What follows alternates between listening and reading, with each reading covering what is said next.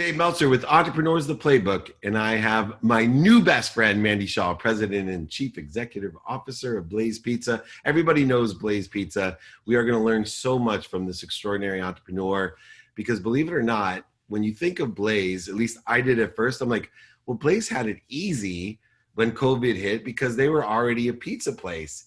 And then I really wasn't thinking, because the whole reason Blaze is so extraordinarily successful is that it customizes its pizzas and people actually go there to eat. It's not like some of the competitors that just deliver.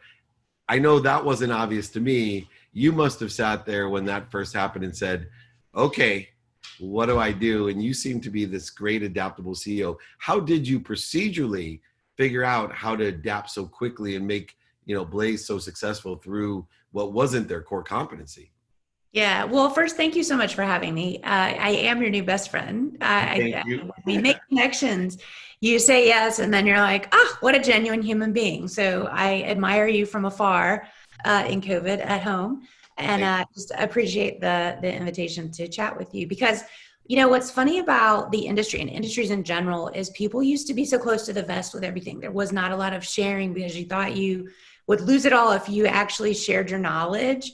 And there's been a shift in that where it's okay. Let's all talk about the things that work and the approaches that are out there, because we all win when we're operating at a higher level. So you nailed it. The Blaze story is we're only 7 years old as a brand, which means there's still a lot of people in this country that haven't had a fast casual pizza. Our disruption of the legacy pizza industry, right, of what you think of as big, thick, heavy pizza that gets delivered, it takes a half hour, is pizza for lunch and at a great price point. So we were an 80% dine-in business. You come in, you go down the line and customize your pizza exactly the way you want it. It's fired in a flaming hot oven for 180 seconds. And then, yes, you can take it to go, put it in a box, or you can sit and eat in the restaurant. So we had recognized that there was a need to move to digital last year, and we launched 2 new crusts and also a new larger size pizza. Our classic pizza is an 11-inch, more of a personal size, maybe supposed to be something you eat in one sitting or not. A lot of people do.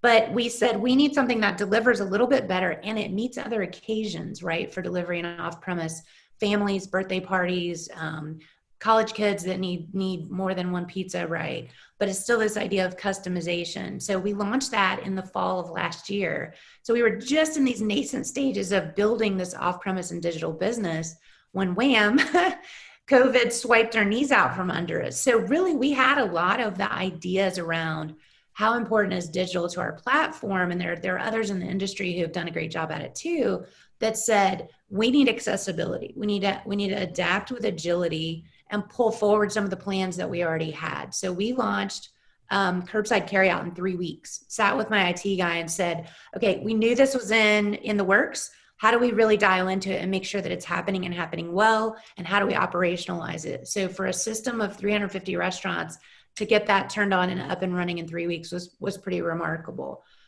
We also adopted QR codes. How do you have people not have to touch a menu or have to guide them how to go through the ordering process?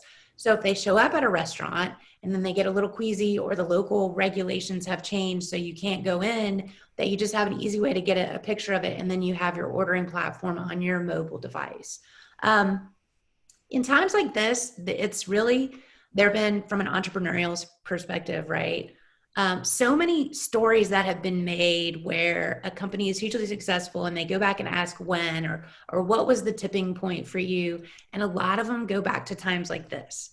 The people who lean in when there's an area of opportunity and invest and still continue to put dollars in. We're still building restaurants. We're still adding people to our corporate office. We hired a new head of operations who's fantastic, and he's got a legacy from some of the huge players in the restaurant business that's going to, again, evolve us to the next level. I think these are the moments that win. If you look at our development guy came on board and he actually helped grow the Jersey Mike's system into the juggernaut that it is today. Their 2 biggest growth spurts were, one, after the S&L crisis, which I had to gut check myself and say, that was a long time ago. Are we sure we're talking about S&L crisis? Okay, yes. And then after 2008, right? Because when there's economic disruption, one, as a franchise business, a lot of people that get displaced from their job that have had this passion for running a restaurant or doing their own business, franchising is a huge opportunity. So for us, this is a growth moment to lean into. And a lot of this planning centers around that. What are the opportunities? What are the more ways that we can get more guests comfortable in a digital and off-premise version of who we are? And how do we get new folks excited too about the opportunity that's here? Because there's plenty of availability to go lean in and get density of the system so that we're the same size as a Chipotle or, you know, some of the bigger players out there that they're much older than us. They're 20 or 30 years old and we're only 7 years old. So we're right in that growth curve.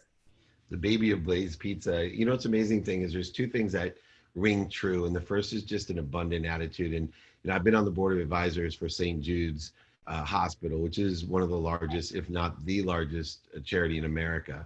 And the reason I wanted to get involved was that I love their attitude about curing cancer for children, was that they post immediately all of their research, all of their findings for every single hospital in the world to cure cancer. And they don't care who does it, where you have, you know, I won't name any big schools in America, but they're extremely scarce with their information, and because they have to be the ones to cure cancer, you know. And here's St. Jude's that all they want to do is cure cancer, so share everything. And that philosophy, especially during these times like 2008 or the SNL, which by the way means savings and loans for some of you young people that weren't probably even alive when it happened. It's not Saturday Night Live. I know you're thinking, what Saturday Night Live crisis was there? Oh my God, Mr. Meltzer, Uncle Dave, help me out. No, there was a savings and loans crisis when we were younger.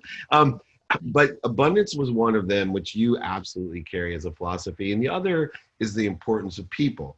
I love the fact that you were already planning to provide people more value, and you bring on more people to solve the problems. And, you know, although we are so fearful of technology and they're going to replace, AI is going to replace, nothing's going to replace the ultimate AI in the universe, which is people. And people are the things that allow us during difficult or challenging times like these to see what's synergistic or supplementary to what is doing well, and to maybe expedite or accelerate certain parts of our app in order to facilitate or accommodate what's going on. And if you look at very successful companies right now, most of them will say, we had this in our pipeline and we either moved it up or accelerated it. And the coolest thing that I think is that we always limit ourselves. So we don't realize what we're capable of doing, especially the bigger your companies get. I know you're 7 years old, but you got pretty big, you know. Yeah. It's like, we need to take 2 years to roll out the curbside gig. You know, we need 2 years. And then something like this forces you to do it in 2 weeks. And you're like, hey, that wasn't so bad. Maybe we could, you know, do this again when things aren't, our backs aren't pinned against the wall, and, you know, show a little brazen and make an executive decision without the CYA interference, corrosion, and avoidance that the bigger you get, the more it slows you down. You know, what are some of the things you've learned through the years to help you make those quicker decisions and trust in the people, not necessarily the product?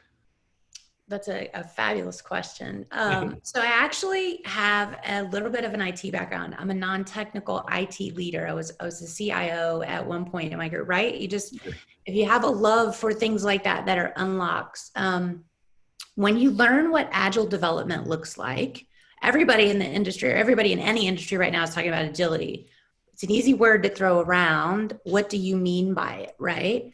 And a lot of it for us is this idea of, so as I have added to our management team, I think I've mentioned to you, there's a profile. You have to have low ego, high intellectual curiosity, and a propensity for action.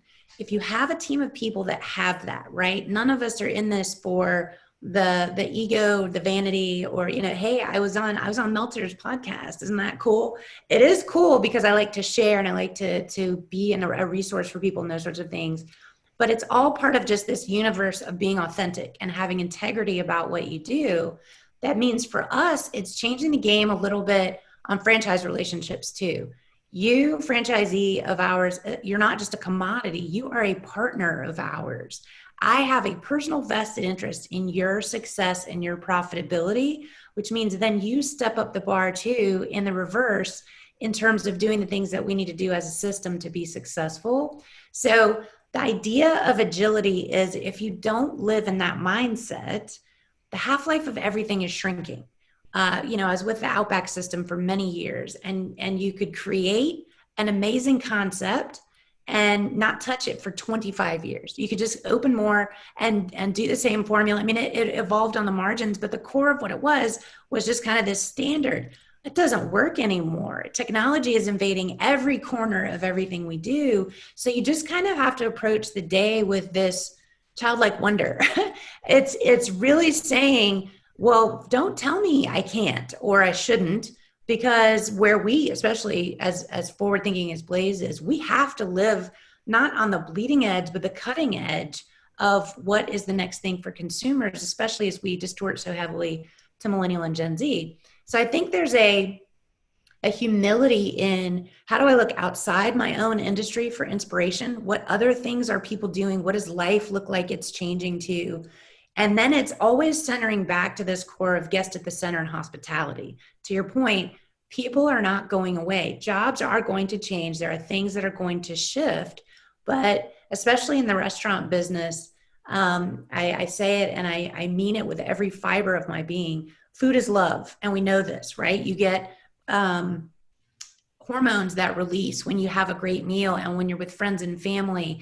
It is one of the most rewarding experiences that's out there. Not retail, not, some of the other things like that people get, have great hobbies. It really centers you. So there's no replacing that with just pure technology. The technology enhances it. The technology makes sure that you have the opportunity to stay true to your brand as you lean into that, but you have to make sure that core human essence isn't lost along the way. That's awesome. And I love that. I'm going to steal that one too. I steal so much from Mandy, by the way. I listen to her. I love half-life of everything is shrinking, except for one thing. The Twinkies half-life is still a billion years. So I haven't seen one die yet, but a Twinkie will last forever. And it hasn't shrunk. It's very true. Now you talk about ego, which is one of my favorite topics and also one of the areas that has allowed me to live a more fulfilled, passionate, purposeful, and profitable life. And I believe that those who have practices to control, end, or diminish or dissolve fear, ego from their lives really have more expansive and fulfilled existences. Do you have any advice for what I call practicing ending fear?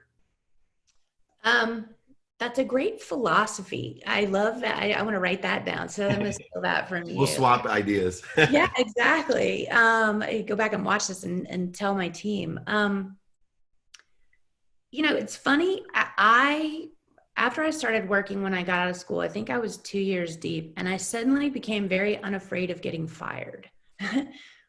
If you focus on doing the right thing, right? Have a strong moral compass about what you're doing and feel like you're trying to do something for someone else, not about you, because if you make it about you, that's where you get tripped up. If you're looking to the enterprise and the people of the enterprise, most importantly, and trying to center your decisions around that, it's really hard to go wrong. And there are these moments where everybody knows there are parts of corporate America or just life in general that are kind of unfair or they're out of your control. If somebody decides to do a headcount reduction or, oh, that division doesn't need to exist anymore or whatnot, it's generally not something you can control anyway. So if you approach it from that perspective of I'm going to control everything about me that I can bring that's best to the table, it does kind of free you up where you're just like, I'm not going to have a lot of regrets. I'm not going to wake up tomorrow if something goes wrong and say, well, I wish I would have, or I could have, or I should have, that, shoulda, woulda, coulda. And trying to just remind yourself that. When I talk to my team a lot, especially as a franchisor or any organization, I don't care what size you are, even if you're, Chipotle, and I think their cash on their balance sheet somewhere in the tune of $900 million or something. You still always have limited resources. There's always something where you're like, if only I had more time, more people and whatnot. What I tell my team is don't start from the place of small. And you alluded to it a moment ago. start with utopia. Start with the best version of what it is that you want to achieve, sketch it out, and then modify. Then figure out what doesn't have to be, good enough is sometimes good enough, or great is good enough.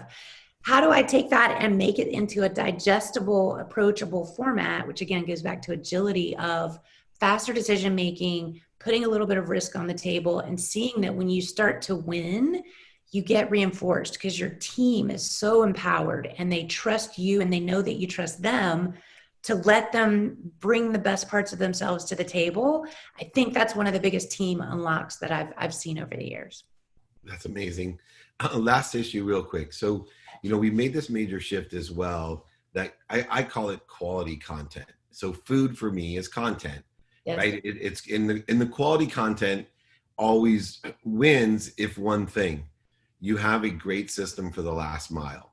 And so the last mile could be dine in, curbside, delivery, but no matter what happens with technology, there's this last mile, and I think a lot of people don't think about it, that will always be very important. And I feel as if companies like yours that have already proven quality content, love and energy into their food, and people absolutely enjoy it, and it will continue to scale and grow. But the focus really needs to be, I think, critically on how are we going to get the food to the person's mouth. And whether you are a podcaster or a pizza or a car that needs to be driven to someone's house or picked up at the dealership, this has all changed as well. I would love to get a little bit of your perspective, insight on where you see the last mile going for people. Where should they be focused in on for opportunities, for better solutions in the future? What do you see as that last mile for quality content? That's a great observation. And I'll give you a different analogy. So if you're in the hotel business, hospitality, right? And all these travel providers came and inserted themselves in the middle of your commercial transaction. You used to have to go to Marriott.com to book a hotel room. Now you go to Expedia or one of, I don't even know what 200 different people who are taking a piece of your business, right? Just because of the convenience. The difference in that business and ours is if you're Marriott, and I don't care where your booking comes from, it's still in their power, that last mile, right? So you can still get fresh sheets, an amazingly clean room. People are friendly and smiling when you're walking in and all those kind of things. Yay, it's in their power. Restaurants, it's not. And you have to know that's one of the things that keeps me awake most at night is this, I don't control the last mile in many transactions. And I think it's ripe right now for leaning in that moment, where I'm probably a little more brash. The entrepreneurial side of me says, this is our problem. I engage with senior level folks at the third-party delivery companies and say, we need to talk.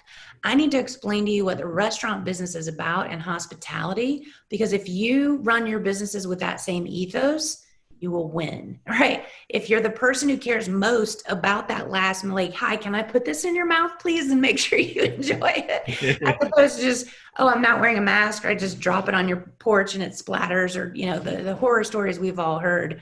Or the fact that we put seals on our pizza boxes because we know people get a little fingery when they especially when it's good food, especially when it's a good Blaze pizza. You want to pick a little bit of the toppings off. Sausage looks delicious. It's really about accessibility. For me, it's about choice and understanding you have to, in today's environment, meet the consumer where they want to be met, right? So yes, there are a ton of people doing delivery now, and oddly enough, or about time, maybe I'll say, the over 55 demographic has now, because of COVID, embraced app and mobile and these things that they, previously were kind of like, yeah, that's too much for me to learn. And they're diving in. It's part of the huge growth of the opportunity across that part of the system. But I engage with these folks at the senior levels and I say, we as partners have an issue. Yes, you get my commission percentage. It is a necessary part of the business. But I'm also going to fight to get people to do curbside carryout, which means I still can control the experience where I'm handing it to your car the way you want it. And I know that you can come get it in a certain amount of time that's probably faster than what you can get through third-party delivery. It means you have to play across a lot of different territories. You have to understand you have to be great in a multitude. So the older, I look back to a year and a half, 2 years ago, there were several large chains who said, we will never deliver. And I kind of chuckled and said, yeah, you will. The consumer demands it. So you're going to have to get there, right? It's that part where you can either wring your hands and say, oh, I can't stand the fact that I can't control the drivers, or you can actively pursue it and say, how do we together do this so that I can be the leader in how it's done well? Because it might be the differentiation of your choice on where you get your food from. Especially pizza is a very easily understood delivery item because it delivers so fabulously, right? As opposed to like cold refried beans or cold French fries or, please don't order oyster delivery.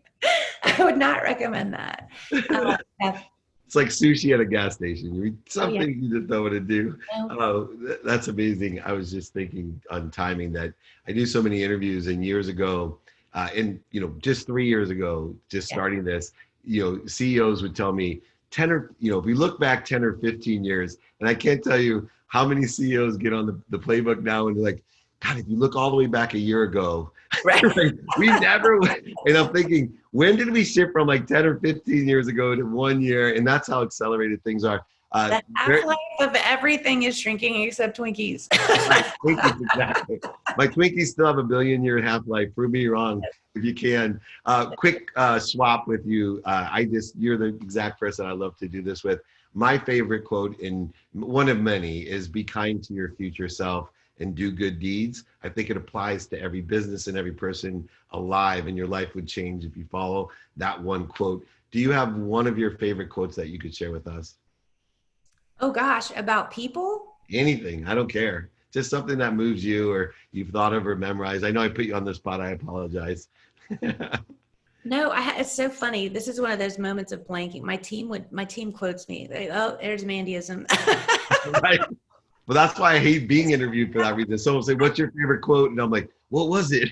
Yeah, I think it's about being true to yourself. Bring your humanity to work, right? The thing that COVID is opening up for so many, especially, single working mom for 10 years. It's showing that there's that side of it. You're not this pretend person that doesn't have other life commitments. When you probably heard the dog. I told my daughter, hey, I need you to be quiet for a half hour. And then here comes the dog traipsing down the stairs. It's life. These are the messy human beings that we are. So the more you appreciate that's what I talk to my teams about, like, where's the humanity in what we're doing? Where's the ultimate purpose? Because it's not generally about the things. It's not about the money. Yes, it's important. We all like to be compensated well and those sorts of things. It's about the life and the people's lives that you change. So I think it's the same thing of bringing joy. Where's the joy that you're bringing every day to what you do, because it's what we all need to get through this. Well, you're on fire. You're on fire, no pun intended, as Mandy Shaw, the CEO of Blaze Pizza. And I'm so proud of myself, everyone. I did not ask her anything about LeBron James, and everybody knows I love LeBron James. I was born in the same hospital as him and Steph Curry. Anyway, thank you so much. This is Dave Meltzer with Mandy Shaw, Entrepreneurs, The Playbook.